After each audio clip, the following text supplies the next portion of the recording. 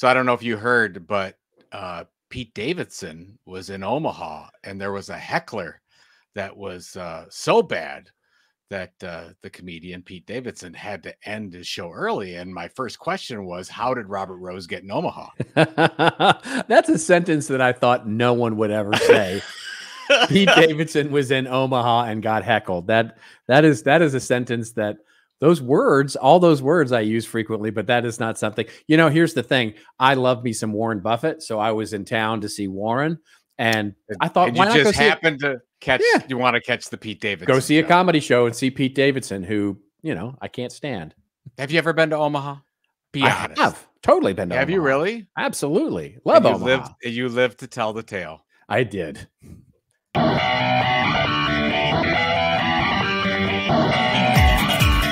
Just remember, everybody has a story to tell. Tell it well. Let this old marketing. And now, for your listening pleasure, here's Pulizzi and Rose, covering the week of media, marketing, and digital content news. This old marketing. Take it away, boys.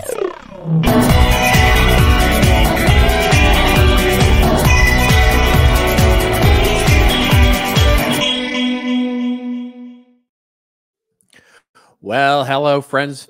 Hello, friends. Welcome to This Old Marketing, brought to you by the HubSpot Podcast Network, the audio destination for business professionals. And I'm Robert Rose. Welcome to episode number 430 for Friday, May 31st, 2024, that last day of May, folks. And with me, as always, is my pal, my colleague, and the guy who I just found out is the understudy to Mike Tyson to fight Jake Paul, Mr. Joe Pulizzi. Oh, I would never even want to come close to anything in a ring. Did you see the weigh-in, the weigh-in thing? No, I didn't. I don't, but I bet you there was a lot of drama. There wasn't, actually. It was very funny. The reason I did it as the opening was because I guess on the way back from that trip, Tyson had a bit of a health scare and had to go to the hospital. But apparently he's now all good and everything. He went to the hospital, and here's what happened. They went to the hosptal and they found out he was 58 and fighting. Exactly. Yeah, exactly. That's what happened. That's right. That's right. I mean, yeah. First of all, he looks like he's in really good shape. He's in oh my God, he's in great shape. I mean, he's a machine. I mean, Jake Paul is half his age, right? Yes. Maybe more than half his age. Yes. And looks like, boxing. Jake Paul looks like do you ever have those, what was that doll when we were kids that had the jelly in it where the arms, Stretch Armstrong. Remember Stretch Armstrong? Yes. And then you would squish, you'd squish him from the head to his toes, and then he would sort of come up. That's what Jake Paul looks like to me. He looks like Stretch Armstrong once he's been squished down. Jeez, I wonder what happened if you pulled Jake's arms too far. That was the worst, because you always wanted to pull, and then you realize that it really does break if you pulled hard enough. And the goo that comes out of there, just let me be really clear for the kids out there. The goo that would come out of the Stretch Armstrong when you did, because we, of course, as kids, that was the goal, right? You purposely at some point we're going to break it, and you could definitely break it. And that goo that would come out, let's just put it this way: it doesn't come out of carpets really easily. It didn't. Well, my mom would kill me. And it's not edible. It's not edible. The other thing. Yeah, you don't want to eat that or put it in the drinking supply. No, those are. I don't know. Yeah. I think it was created at the same time they created Teflon, and we'll just leave it at that. Oh, absolutely. That stuff was nuclear. It came out glowing, right? I mean, yeah, that'd be a good backstory. I bet you that's a content marketing example of some kind. I'm sure it is. Stretch Armstrong. How was your week? My week has been very busy. It's been very, very busy, and I'm not going to complain about it because it's a good thing to be busy. But yeah, it's been good. The weather here in Southern California has been spectacular. So sadly I've not been outside, but yeah, so getting ready for some travel. I've got some travel coming up next week, but other than that, yeah, it's been busy. It's been a good week. What's the point of living in Southern California when the weather's beautiful if you do not go outside and enjoy it? Well, I got to outside. I did get outside for the first barbecue of the year. So I actually threw, I mean, I kind of went overboard. I ended up, I made so much food because I was like, it's going to be great weather. It's, Memorial Day weekend, Monday. I'm going to put some, good meat on the barbecue. We're going to have hamburgers and chicken and fish and sausage. And I loaded up, and we have so much food now. It's crazy. So it was good. We went to a trivia thing for The Office. Oh, for The Office. Yeah, I saw some posts on that. And it was great. I mean, I had a salad and a piece of pizza and a beer, and that was wonderful. And there were what are you 68 now? I got a piece of pizza, I got my coffee, and I got a salad and a jelly donut. Here's the thing. So there were 34 questions. Yeah. There were 17 in the first half and 17 in the second half. I knew one of them. It was which network was The Office on? NBC. That's the only one I got right. That's the only one you got right. Did you watch the show? Were you a fan of the show?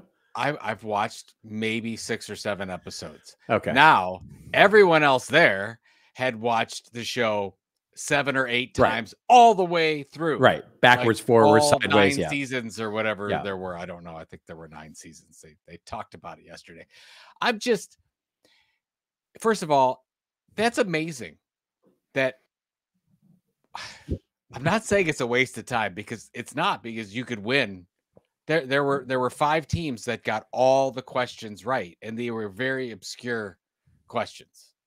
And the only other one that I knew was that BJ Novak's character Ryan was the one that burnt the thing in the toaster oven, because I just saw it at CEX. So there it is. Correct. I had two things correct. So and that's how I spent.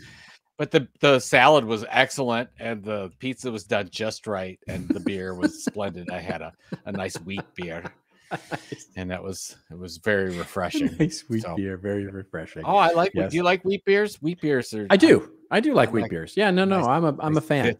This was an orange. This is an orange wheat. I know you're surprised. And so anything with orange in it, I'm a fan. Do you like a good blue moon? My beer. Do you like a good blue yes, moon I do. with an orange? I with do an like, orange but squeezed without in the orange. Without save the orange. All right. Save the orange. There's a lot better purposes for orange than to put it into my beer. But then you like the orange flavored wheat beer? I mean, help me make it make sense. Yeah, but it's not, and there's not an orange in it. There's like I see. It's got orange flavor in it. It's got a wispiness of hints of orange. It's a hint. It's a hint of orange. It's not like overtones. Pulpy. Overtones and undertones of orange, something like that. It's going to be one of those shows for sure. Yeah, it's got to be. I'll tell you this one thing which you're gonna hate. I saw this posted on Facebook. It said Dallas Cowboys eliminated from the playoffs. Yeah, right. And the guy said, "I can't believe it took this long." It could have been the Browns. It could have easily been the Browns, but for some reason, but I'm used to it. I'm used to it. And we're gonna do, for those of you that don't know, we're gonna do a special NFL episode. RBR, right? We are definitely. I think we do this. It. You're looking at me like we were like it's not a thing. It's a thing. No, I thought you were going to say, and we're going to start it right now. No, we're going to do this. I'm going to predict horrible things for the Cowboys. Yeah, no, we'll do it in August or something like that as we get closer to NFL season and the dog days of summer. We're going to do it like 2 weeks before the Browns play the Cowboys in Cleveland, Ohio. Yes. And that's going to be fun because it's a very evenly matched game for sure. Is it? Is it? Well, I don't know. I don't know. It is the Browns, I gather, but it is also the Cowboys. So anything can happen. I don't generally, when the Browns have a really good season like they had last season, they finished 11-6 or something. They generally go the other way and have a really bad season. But we don't know the status of our running game really, and we don't know the status of our passing game really. So we'll see how that goes. Well, you're going to go as your quarterback goes for sure. Yeah, whoever that will be. which I already missed Joe Flacco, but yeah, that's for the show. We're gonna save it for the show. Save it for the show. Save it for the show. Shave it for the show. Shave it for the show. It's chicken shit. Speaking of the show, yes, do we have one? We do actually have one. We have lots of actually breaking news this week that we're going to talk about. Some of that is because we're doing a little bit earlier in the week. We're recording a little earlier in the week than we normally do. So there is stuff that's breaking literally just as we come out of the Memorial Day holiday. But we'll first stop off with our top of the show headlines of Google. And of course, a whole, we might be calling it the Google papers because a whole bunch of documentation has been leaked. Some people calling it the leak of the decade. Some people calling it the leak of the last 20 minutes, let's call. Yeah. But basically, is this really the leak of all of their search secrets? And we'll talk a little bit about some of the debate that's going on around that. Then we'll get to the best of the rest, and we'll talk about AI. Yes, AI, of course. There's a scam coming to your favorite celebrity, and it's starting to really start to get in even into influencers and stuff. So fascinating new things that are happening with AI and content and media influencers. Then we'll talk about our friend Elon Musk, who is a wonderful viewer and fan of this show. I know.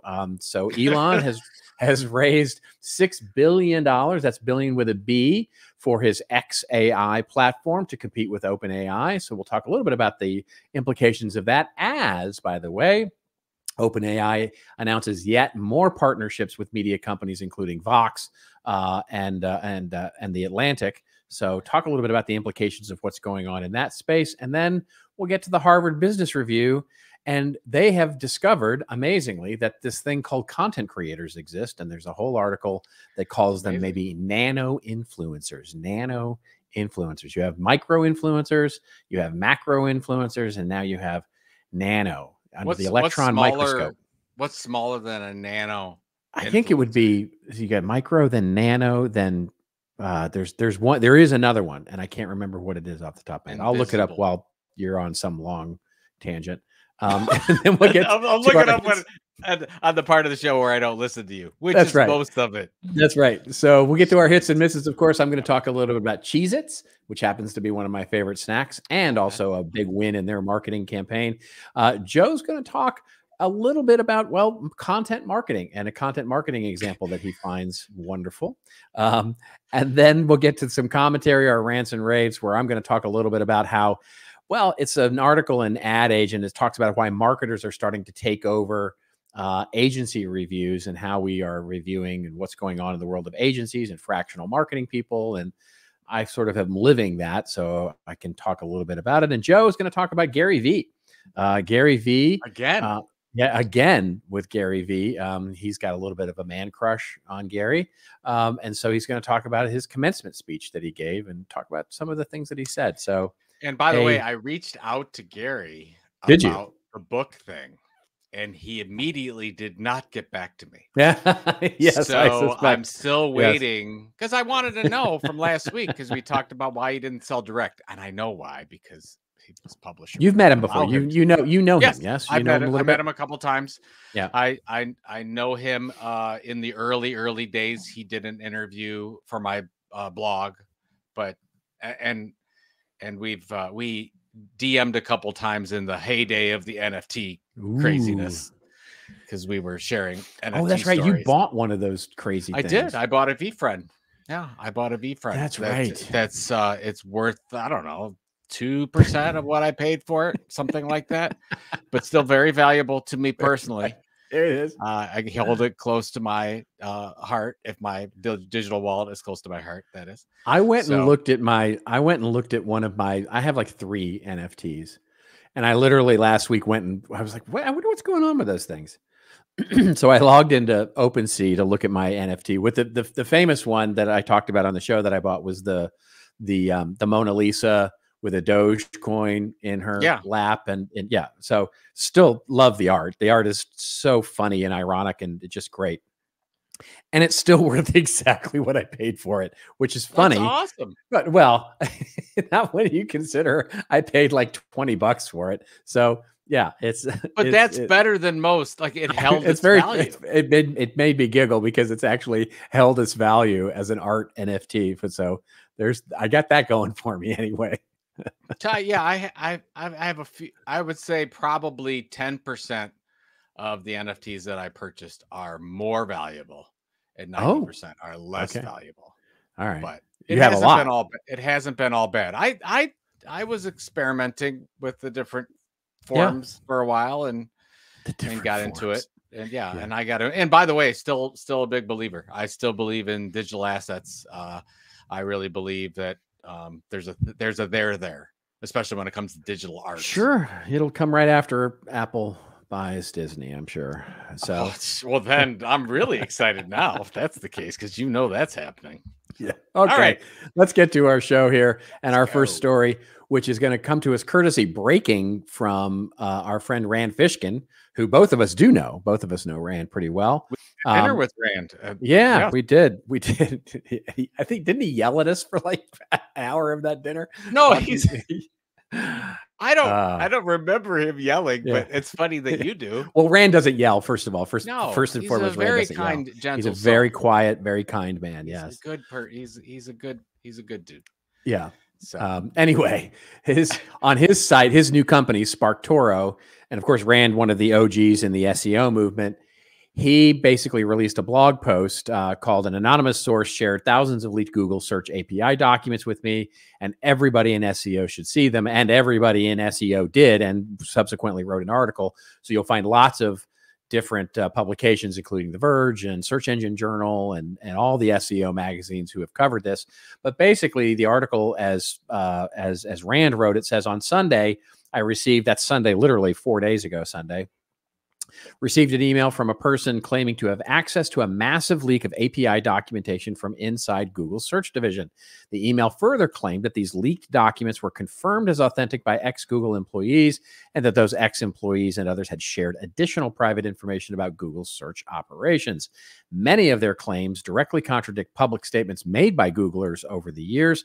In particular, the company's repeated denial that click-centric user signals are employed, denial that subdomains are considered separately in rankings, denials of sandbox for newer websites, denials that a domain's age is collected or considered, and more and more and more and more. Just a bunch of stuff that was basically flying in the face of what Google employees, past and current, have said are the search signals that everybody's been, working on the last 15 or 20 years. And then there's been a lot of coverage of this, and I actually went out and looked at the document itself, which is not user-friendly. Let me just be clear about that. The document itself is not for those who are not technical. It's in JavaScript, isn't it? Well, it's just an API document. It's just an API document. It's an API reference document. So it's basically referencing all of the names for the API calls and those sorts of things. So it's not in English, basically. It's in sort of half English, half code, as it were.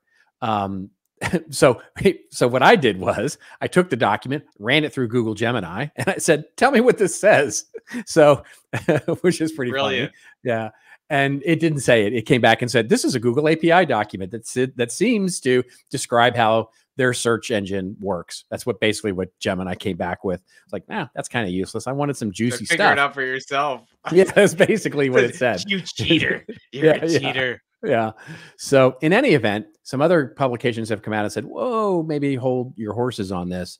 This isn't as exciting as it might be. This is basically a private version of a document that's been public facing for a number of years. This is just a little more detail." Some people claim that it may not even describe what Google search is all about, but literally just APIs into their application. So there's a lot of it's fluid at the moment. Let's put it that way in terms of what's really going on here. But do you have a take from the news? Well, first of all, as everyone listening to this knows, I'm no SEO expert and have no idea what I'm talking about when it comes to that. Although, but let me share my. So let me tell you what I think, since I know nothing at all about what's going on. The thing that hit me the most is that basically Google had some editorial controls set on their search results they set certain things to rank a certain way and other things not to rank a certain way, and that's they're making editorial decisions based on their results. You know what that means? They're a media company, and you know what? We already knew that.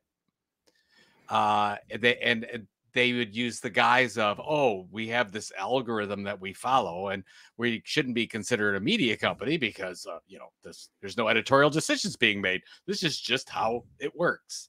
And that's the thing that's like, okay, great. That was always a myth. We knew that. Now we know it for sure, because if this documentation is true, and it seems to be true, it seems to come from Google.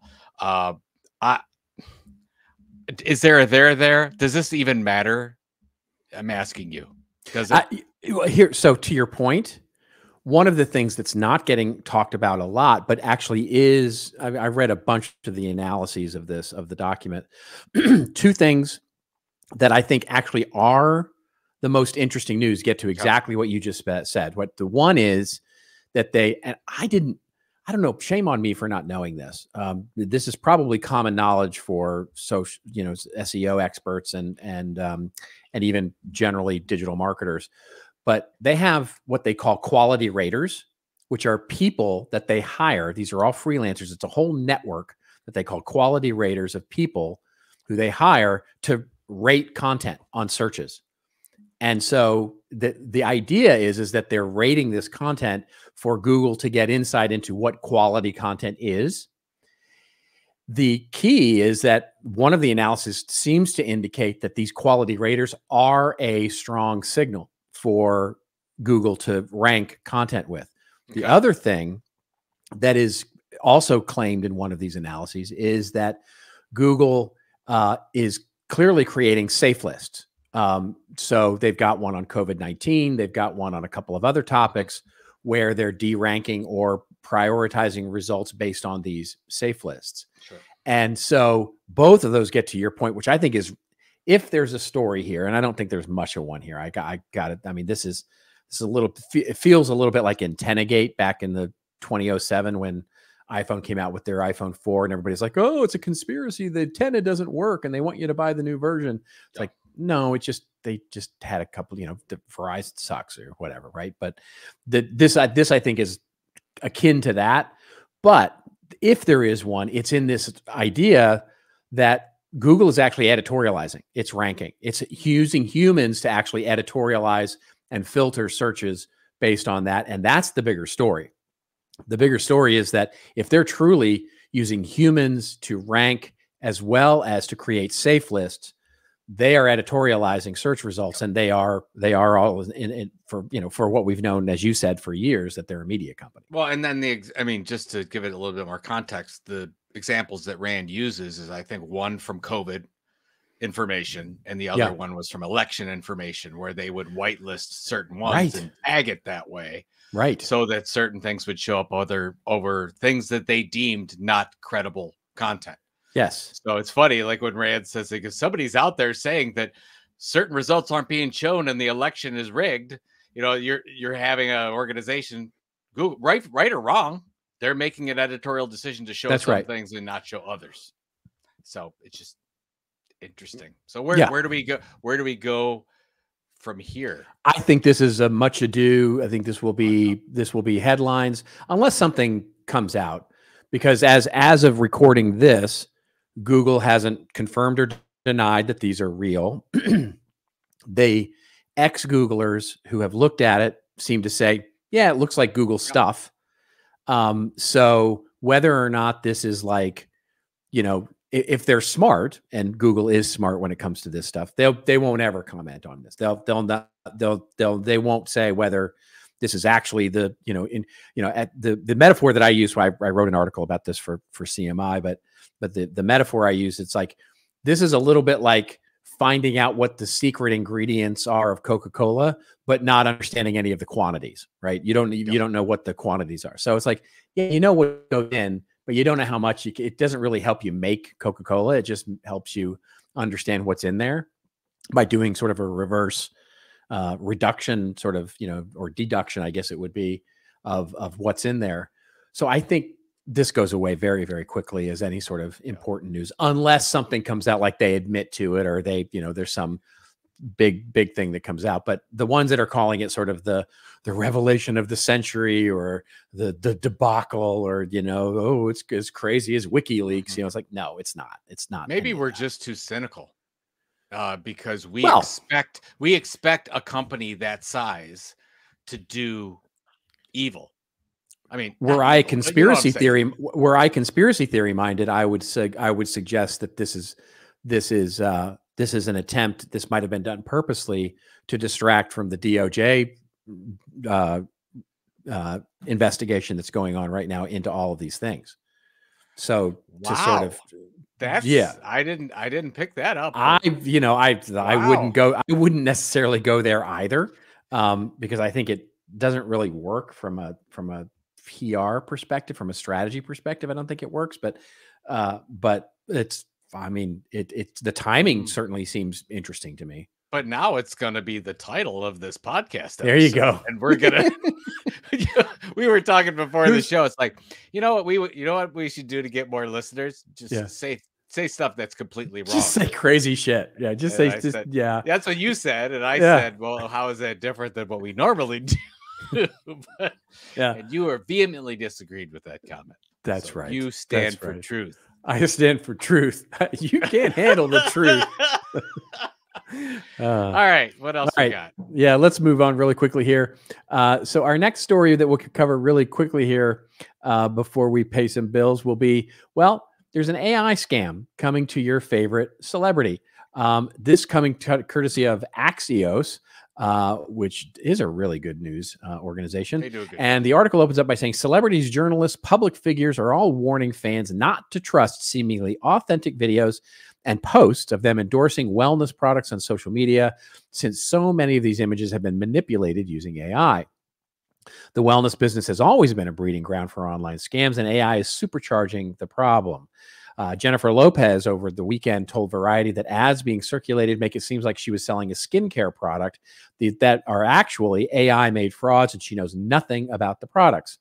Jennifer Lopez made these comments while discussing her new Netflix film Atlas promotion. Okay. Andrew Huberman, associate professor of neurobiology at Stanford and longevity expert, posted last year that a video of him doing jaw exercises in an advertisement was manipulated by AI. Dr. Sanjay Gupta has warned his audiences that hundreds of ads over the past several months have appeared on social media that are actually AI. Gayle King warned her social media followers not to follow a fake video, which was made by AI. Tom Hanks, Mr. Beast, Taylor Swift, the list goes on of celebrities that are now being deep faked and or hit with these sort of copycat things. I mean, we talked last week about Scarlett Johansson. This seems to me like an inevitability, right? This you could see this coming a mile away, right? Well, just a little side note. I saw the Mr. Beast one on a Facebook ad, and I was surprised that got through creative control there for Facebook ads. I mean, they took it down, but I'm like, how do you not know? Now, in the other cases, I think it's been a little bit better than some of these deep fakes. The one I see all the time on TikTok is, I see two of them. One is Warren Buffett doing a crypto thing. There's a video of Warren Buffett that is totally deep faked that has him sort of promoting this crypto. This was which he would never do back, which he would of course never do. And then there's one that's currently running, which is the Mr. Beast. Are you talking about the Mr. Beast one with John Oliver? No, he was pitching new iPhones or something like that. Oh, okay. Well, this one is with John Oliver and Mr. Beast, and he's promoting something else, which is fascinating. It's just another point. I think we could do this story every week up until the election. Yeah, that's right. Here's my concern, and maybe it's the same one that I had last week and the week before. I don't know if the intelligence of the American public can take what we're about to get hit with. I really don't. And not that I want to. Now, I'm not going to go like all Bill Maher. Listeners of this show notwithstanding. Hey, this is we can all talk together as one. That's right. But I'm not going to go all Bill Maher on this and say that the American public is stupid. But we do run in herds, and I'm concerned that these things are just going to go like crazy. No one's going to fact check. Nobody does fact check, and you're going to see all sorts of things happen. So that's my concern. I think that we just need to talk to the people that we love, everyone listening to this. Please tell them not to believe any video that they see that looks suspect. You should treat as not real until you get sufficient evidence that it is. That would be my. It's that every one of us, it can get hit with this right now. If you've ever done any kind of video or any kind of audio, you can be duplicated. So. Right. And of course, if you're a high profile person, you're much more likely to have this happen to you than not, for the obvious reason. It's a crazy time for sure. And, I think you're going to see a lot more of this as it becomes more mainstream for actual usage, right? So, right now, the deep fake technology is getting used so much in feature films, right? Where you've got, young Indiana Jones and you've got young Robert De Niro, and they're using it I just saw an article that they're going to be using it, the de-aging AI on the kids, which is just crazy to me, on the kids from Stranger Things, for the new season of Stranger Things. Oh, they're going to be using. Really?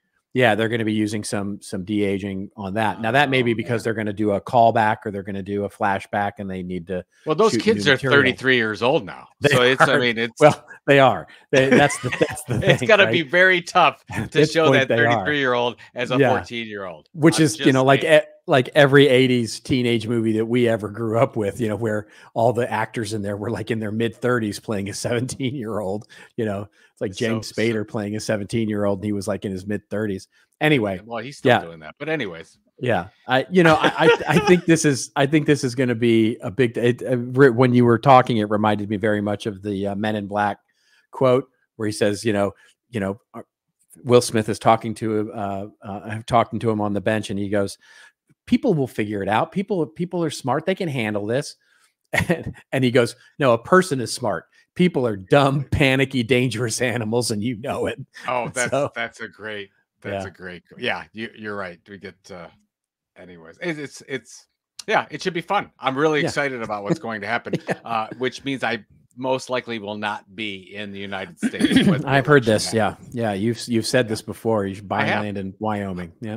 No. I'm going to buy land in Wyoming. I will have the bunker. It will be ready by then. But during the election itself, I will not be in the contiguous United States. Okay. But I'm not going to say where. Well, okay. Well, so in order for you to pay for that ticket, maybe we ought to just pay a couple of bills here. There's no secret formula for scaling support and boosting customer satisfaction, but there is the all-new Service Hub from HubSpot. It makes it infinitely easier to scale customer support and increase retention. By bringing service and support together in one powerful platform, you can deliver the best experiences for your customers and your teams. Free up time for your reps to focus on complex issues with an AI-powered help desk, and give your entire go-to-market team the data they need to operate as one unified, powerful front. The secret is out. HubSpot Service Hub is a game changer. Visit HubSpot.com/service to do more for your customers today. You looking for a marketing podcast that won't make you bored? Yeah, you should try Marketing Against the Grain. Yeah, I really did just do that. Anyway, Marketing Against the Grain, hosted by Kip Bodnar and Kieran Flanagan, is brought to you by the HubSpot Podcast Network. If you want to know what's happening now in marketing, what's ahead, and how you can lead the way, yeah, this is the podcast for you. One recent episode featured how they created an AI email course using, AI. Kip and Kieran share their marketing expertise unfiltered in the details, the truth, and like nobody tells it to you. Get Marketing Against the Grain wherever you follow your favorite pods.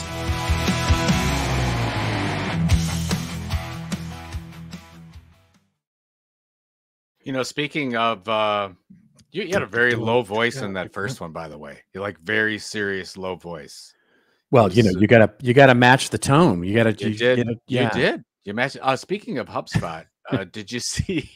Did you see that they were in the news again for the Google acquisition? I did see that. Actually, might be a real thing. I did see that. Yeah, it's people. Wow. It's kind of went out of the news for a little bit, and now it's kind of back in the news a little bit. So it sounds like it's going to be an all stock deal. I mean, as I said before, I would be super surprised if it happens, but I can see it. I can definitely see it, but I mean, it would be surprising that Google would spend that much money. Do they rename HubSpot as G-Spot? Oh, now here you go. But the Goog, yeah, whatever. It's out there. I'm not saying anything. I got a beer and a piece of pizza and a cup of coffee. I had a lovely time. I had the dressing on the side because it was a little too rich with just the dressing. Somebody's going to turn an ankle in here. So. Oh my God. All right. Let's get to our next story here, which is all about our good friend. We haven't bitched about Elon in a long time. Let's do that. We used to do it a lot. So much so that we got email for it. But now Elon is actually legitimately in the news, and we can talk a little bit about it. His whole X thing continues to just flounder in the sun. But basically, the headline that comes from The Verge is that Elon Musk's XAI raises $6 billion. That's just an amazing thing to fund its race against ChatGPT and all the rest. Musk claims XAI, take this with a grain of salt, is valued at $18 billion as it reportedly seeks to build its own AI supercomputer by late next year. Why is it at $18 billion if they haven't done anything yet? It's Elon Musk. I mean, what do you I mean, the brand alone, XAI. You know what?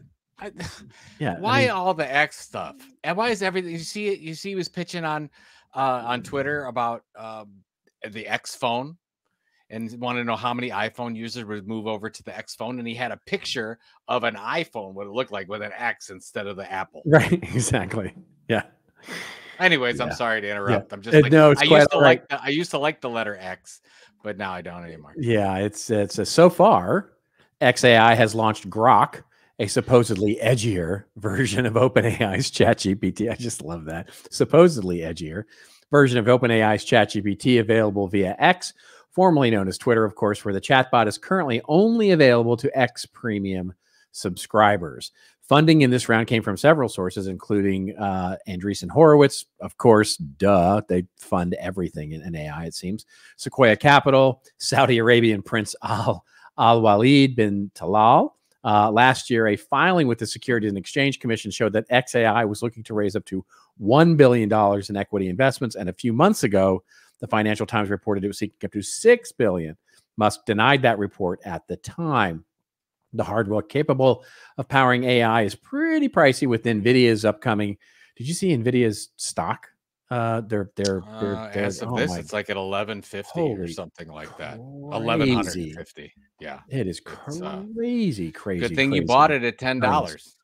I happened to buy it pretty early, but yeah, so I'm that one investment is actually doing that. Anyway, talking about XAI here, what do you think? Do you think it's going to compete here, or do you think this is just Musk being Musk, or is this a money laundering to, to get Twitter back on track? What the heck is going to go on here? I think that Elon Musk feels that he's significantly behind, and he left OpenAI. And feels regret over that decision. Yeah. And is trying to claw his way back into. And by the way, it's not wrong. This is not, this seems like a move that Elon would make because he's always gone to kind of the next thing, electric cars, next thing, solar is going into that. He was first on the train with cryptocurrency when that was hot. And then here you're going AI, and you're like, okay, well, what's the plan for AI? And it's interesting how AI, because it is so hot right now and everybody's jumping on that bandwagon, he's inserting it into every little conversation he could possibly have. Yeah. And also holding in some cases, I mean, I don't know all that much about it, but it looks like he's holding Tesla shareholders captive over this $56 billion pay package Yeah, that he wants them to restore. And he's saying, well, if I don't get that, then I might not create any of these great AI things that we're going to create under Tesla. I'm going to move them somewhere else, and you're not going to see the value. It's kind of ridiculous, the whole thing. So that's my take. This is definitely Elon going to Elon. For sure. And it'll be interesting to follow this. What I don't know, worry is the right word, but what I think about is all the stuff that we've been talking about with OpenAI over the last few months. They are not doing a good job of creating a trusted brand in, just the brand of AI, right? Forget about the brand of OpenAI for a second, and forget about the brand of, either Claude or Gemini or whatever. None of these caretakers, whether it be Google, OpenAI, Microsoft, or in this case, Elon, seem to be good caretakers of the brand of AI. I mean, the only thing they seem capable of doing is ostensibly establishing that it's this thing to be feared, establishing that you can't really trust the people in charge, establishing that they're really willing to go to any lengths to make it, work and to make it popular, and that they're really willing to do a lot of shady crap that we're not really in line with. And so this seems to me like another stepping stone in what could be, a lot of people have said that this is an AI bubble inflating, and that at some point it's going to pop.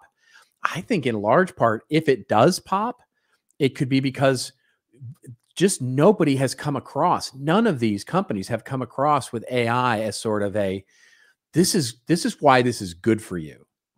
This is why this is why you should trust this, and sort of backed it up with really trustworthy stuff. It's all coming in this sort of mad circus sort of atmosphere, which is just doing nothing but establishing people to go kind of ick. I believe that these powerful billion-dollar companies are going to do whatever they can to take their slice of this thing. Because I agree. It is the next stage of the internet, and times 10. Yeah. There's no doubt about that. I agree. I don't think it's going to be a bubble. I think what we're seeing, this is what shocks me. Even when I talk about people who are not in technology, and I have conversations with regular folk who are not in marketing. Right. They're all up on what's going on in AI. Like, they know stuff that's good. Like, they know about ChatGPT. A lot of them are already subscribed to it. A lot of them use it initially for their search. Google and Microsoft have done a great job of just integrating it right into your experience without asking permission. And we're running at this thing. And the one thing that is intriguing to me is that I don't know which one it was, but the one person that left OpenAI because they were scared that OpenAI has no guardrails anymore for safety, moved to Anthropic. And so maybe you have a company like Anthropic that's starting to say, hey, look, we can do this really well and look out for the betterment of humanity. But honestly, I don't think that's a thing. I think they're like, okay, how can we take our $3 trillion valuation and make it 10?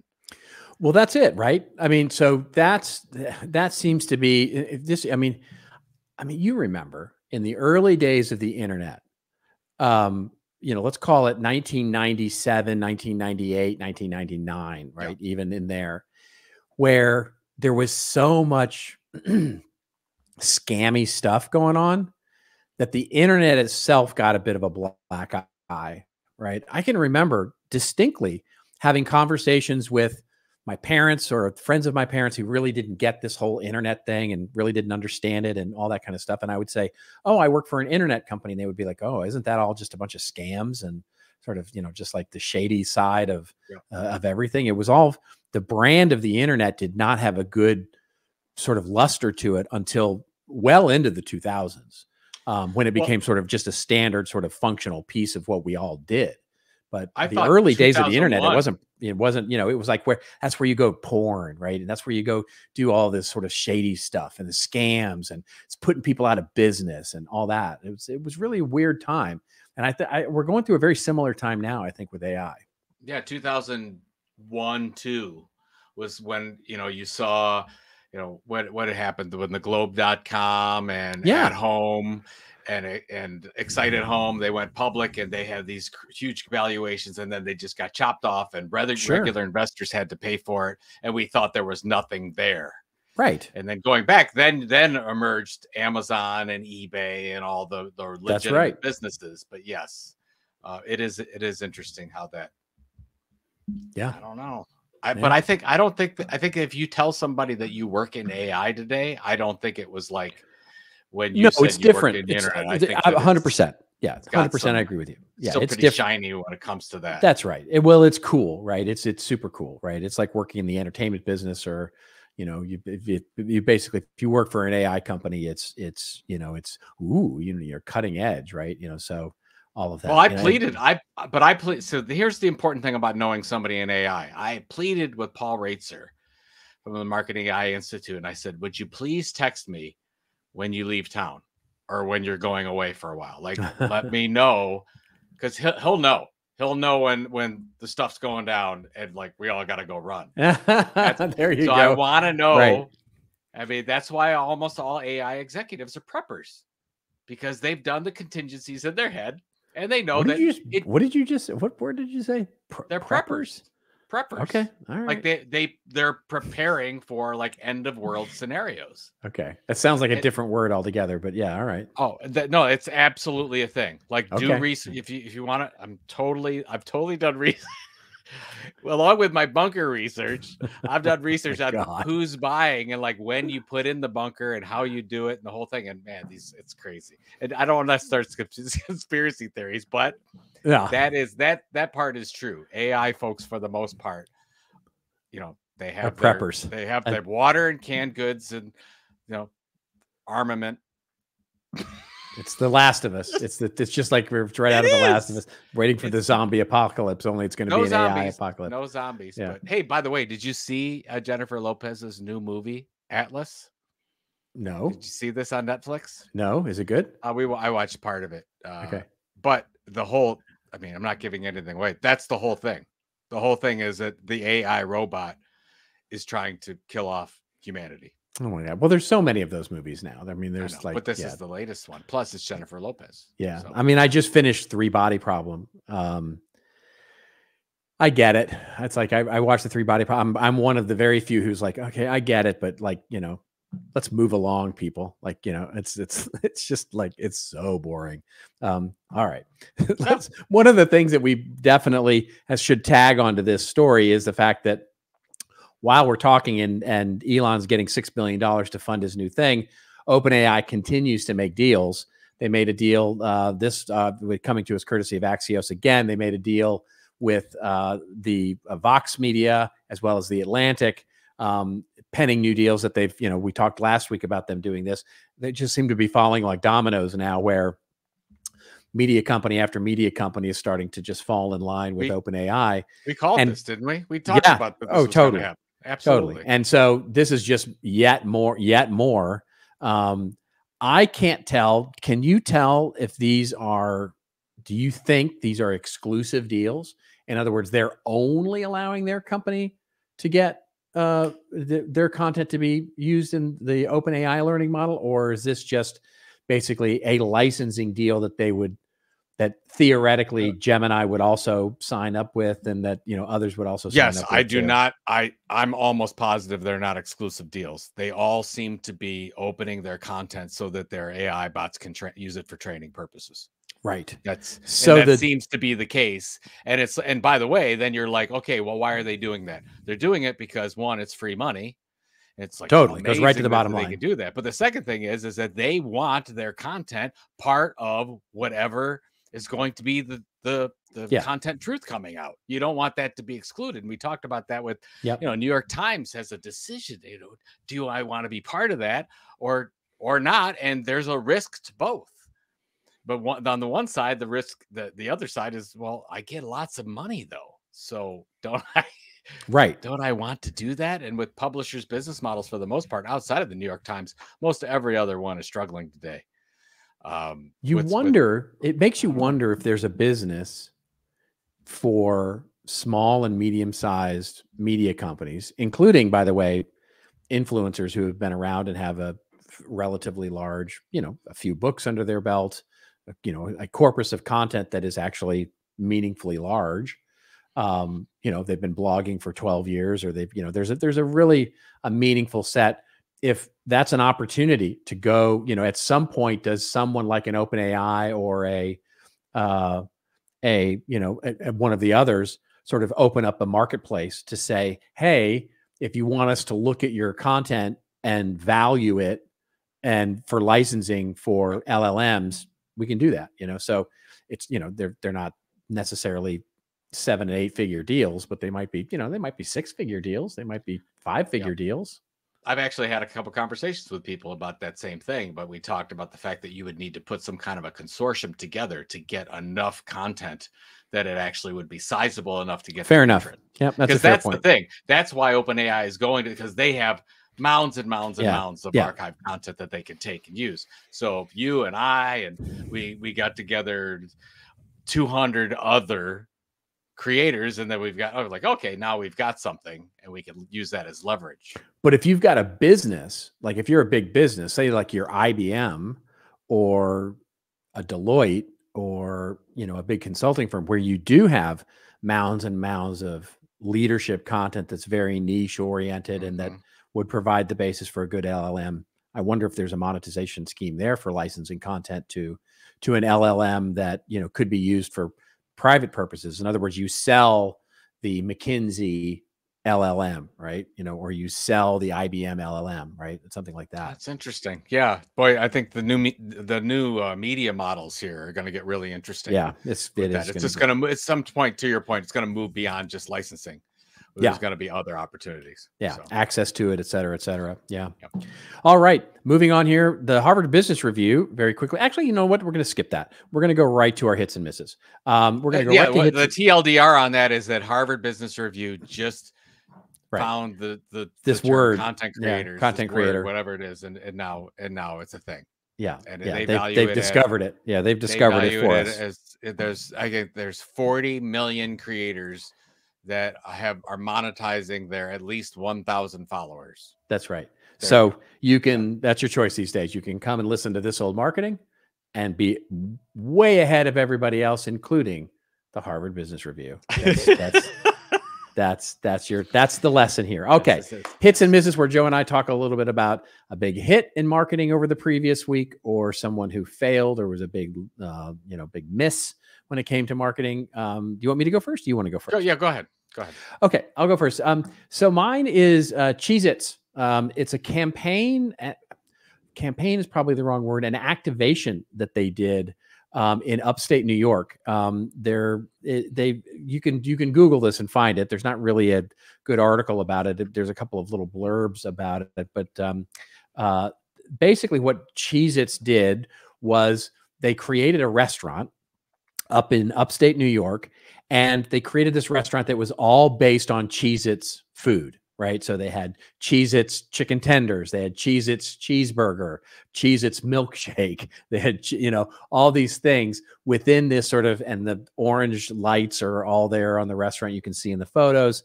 And basically they got 3,000 visitors to come to this thing, which is now open through, it was open through Sunday of the Memorial Day. And basically they had people coming from far away as Virginia. So I just love it. I think it's a big hit when you talk about it, the idea of a brand activation and doing something fun and interesting, different, creating an experience that will certainly live on in social media and the photos that were taken and all those things.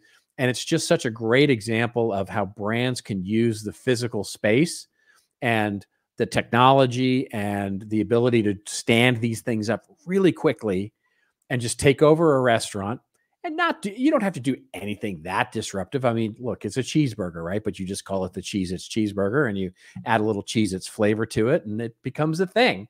And it's this wonderful way to create this brand experience in a physical way. And they they've done this every year now for a couple of years. Last year was a gas station where they had Cheez-Its going on.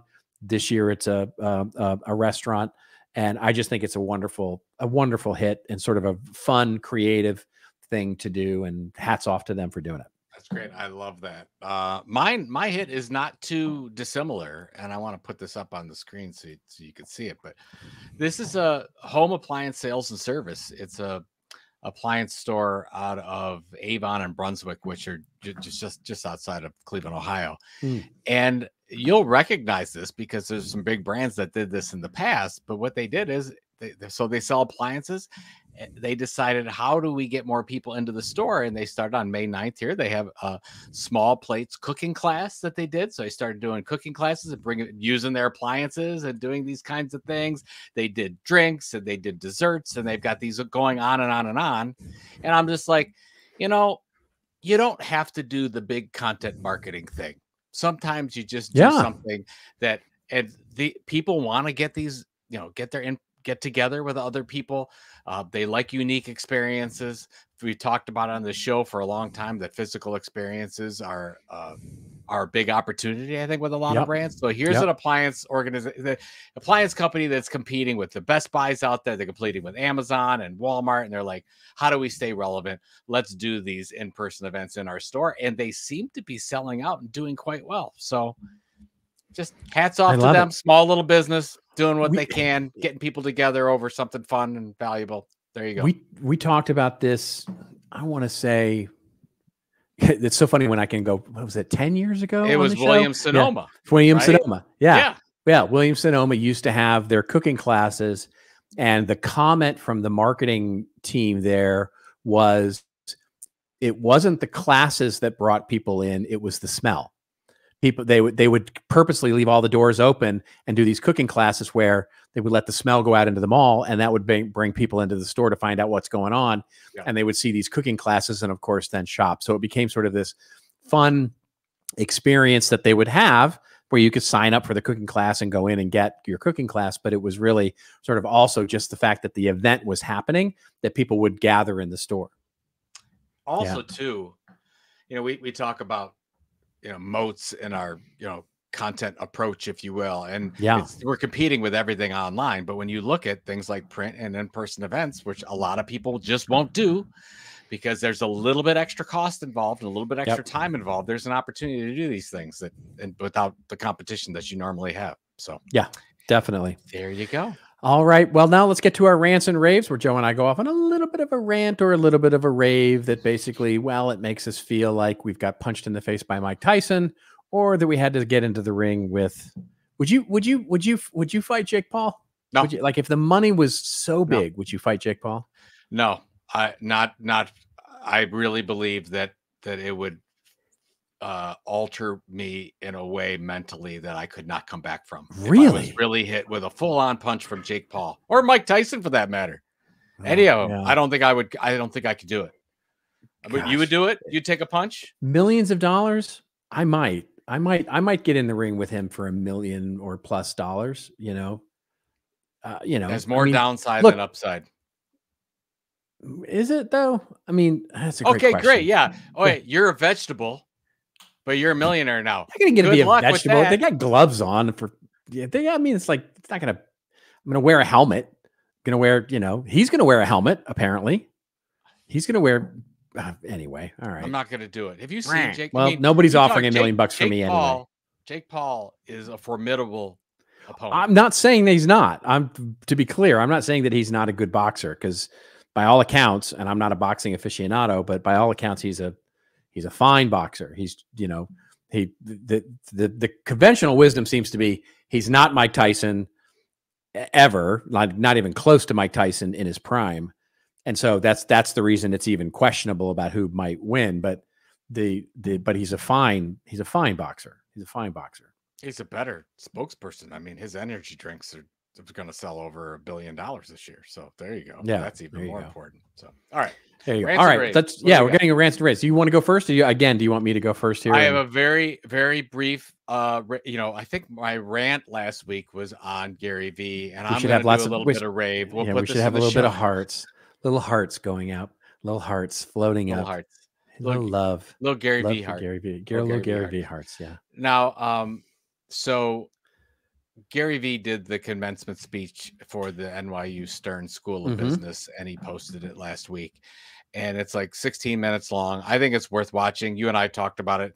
It's very Gary Vee-ish, if you will. But there's one part that I thought was really important, and it's not just for young graduates, it's for everyone. It's basically the idea of leaning into failure. And he talked about the fact that you really want to get punched in the face. And he said that, people are like, woo. He's like, no, really, like you.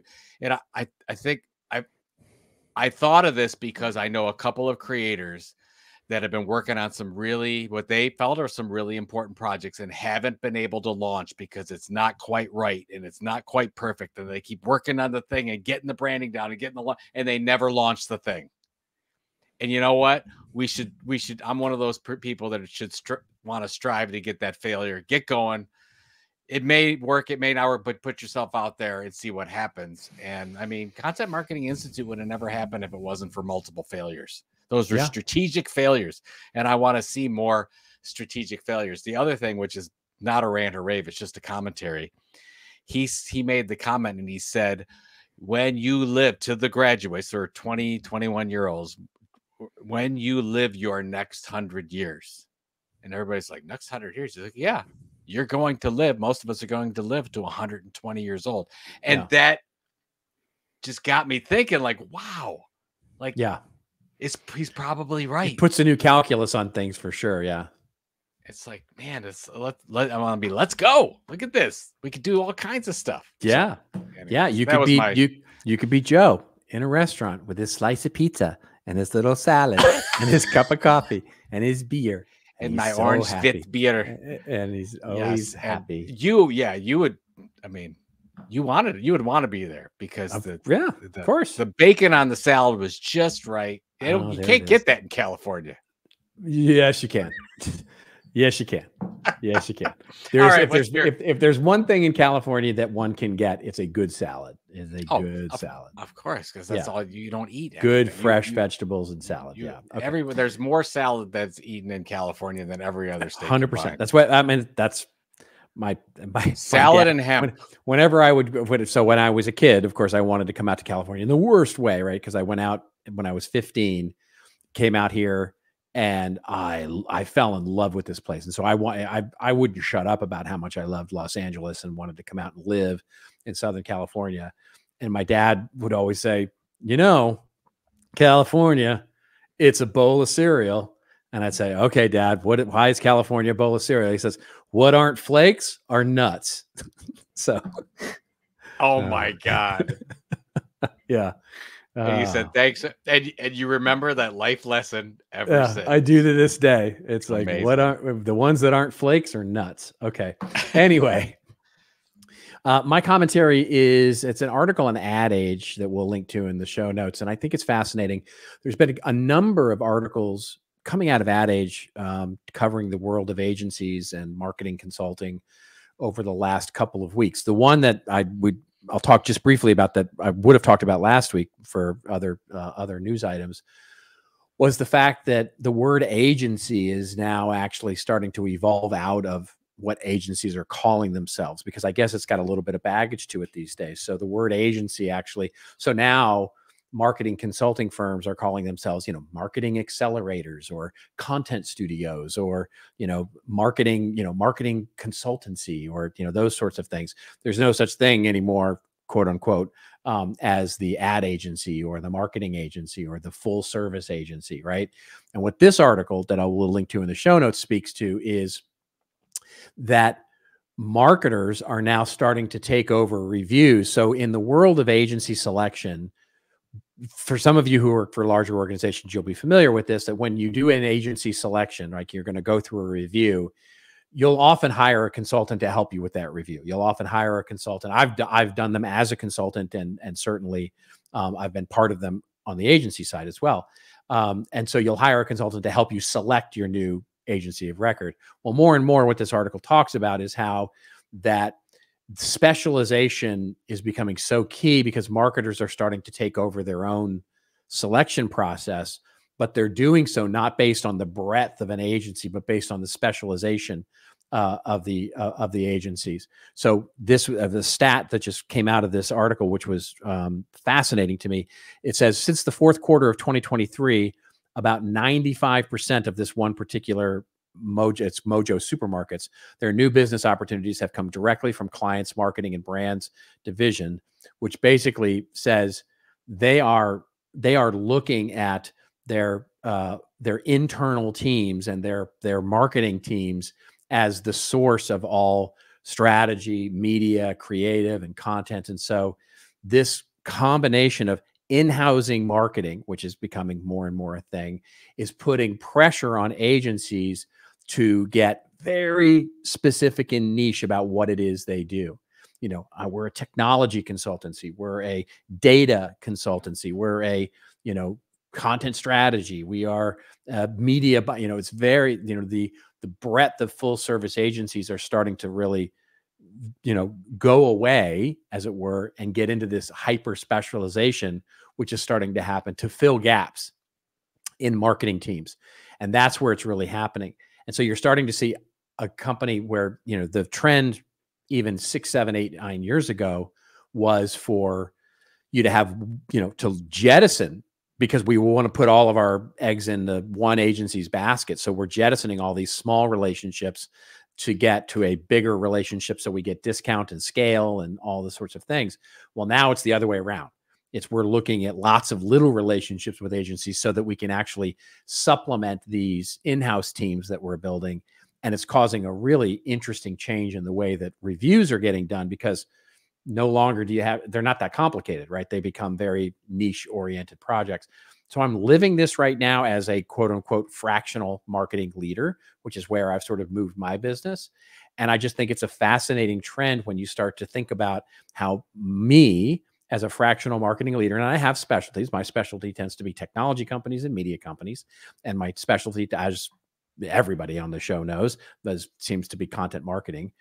But that niche is what is helping me differentiate. And I'm not now competing with other fractional marketing leaders. I mean, of course I am, but I'm also competing with these small and big agencies who are fractionalizing down to this very specialized thing. So it's me versus an agency of 20 or 30 people that are doing exactly what I do. So it's a very interesting time in marketing consulting and agency world. And lots of, you know, I don't know that I actually have a rant or a rave on this, other than to say I'm noticing it, and it's a thing. So for those of you who are in marketing consulting, you're not alone. You're not feeling alone if that's how you're feeling. Is it a good time to be in marketing right now? Is it just crazy? It's a great time to be in marketing. I would say it's an okay time to be in marketing tech and marketing consulting, because there's been such an influx of supply on the fractional marketing consulting, the fractionalization of agency work. There is a glut of supply right now that is hard for companies to get their hands and arms around. So it's really hard to differentiate right now to be in my world. It's really hard.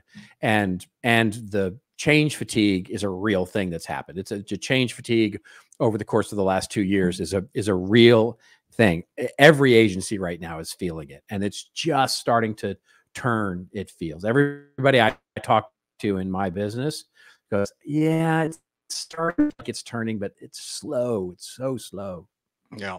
It's the same, by the way, for content creators. I mean, there's just a glut. Yeah, very much so. It's hard to differentiate. It's hard to break through into somebody else's normal, you know, run of this is the media I engage with. That's right. So it's crazy time. It's good crazy thing times. we're here. It's a good thing we're here, and it's a good thing we're busy, and it's a good thing all the things. It's a good thing. Everything's a good thing. All right, what do you got this going week? on? Me, I'm continuing to work. I'm preparing for a trip. I'm headed to Austin early next week to go very briefly to Content Con, which is Content Stack's sort of user conference that they do. Nice. I'm going to be speaking on their partner panel, and then I'm also going to just be attending as sort of an analyst in the space. So I'm doing literally an overnight trip and then back here. But yeah, other than that, busy with client work. How about you? Well, we're recording early because I'm speaking at the Rocky River Chamber of Commerce That's tomorrow right. to talk to a bunch of small businesses and tell them, how they can buy their secret bunker and where it should be and all those types of things. Nice. That's good. Now we're going to have fun talking about That's good. content creation and marketing and building audiences and all that stuff. And then this weekend, we're having a friend of ours graduation party at our house. So we'll be very nice. Getting everything ready and mowing the lawn and making sure everything is perfect so that everyone can have a wonderful time celebrating something amazing. So fantastic. There you go. Yep. Fantastic. Well, and thanks to all of you. We hope you have a good week in the week to come, that you're dealing with this, what's typically a very busy week after the Memorial Day holiday, especially for those of you in the U.S., of course. For those of you who aren't in the U.S., I hope you enjoyed your Monday free of Americans. And other than that, we would love to see you again next week. Please tune in. We'll have a regular show for you next week. And until we see you again next week, just remember, everybody, it is your story to tell. Tell it well. We'll see you next week on This Old Marketing. Hey, thanks a lot for making it this far in this week's episode, and thank you all for being a part of This Old Marketing. You can check out all the show notes of what we talked about today at thisoldmarketing.com, and it's also where you can leave us a review or a voicemail. We need those reviews and comments on whichever platform you follow us on. And if you haven't followed the podcast, please go do that and make sure you catch the latest and greatest episodes every Friday morning. We're on Apple and Spotify and all your other favorite podcatchers, of course, but we'd love it if you went over and subscribed to us on YouTube. That's right, YouTube. youtube.com/@thisoldmarketing. We'll see you again next week, folks, with another episode of This Old Marketing.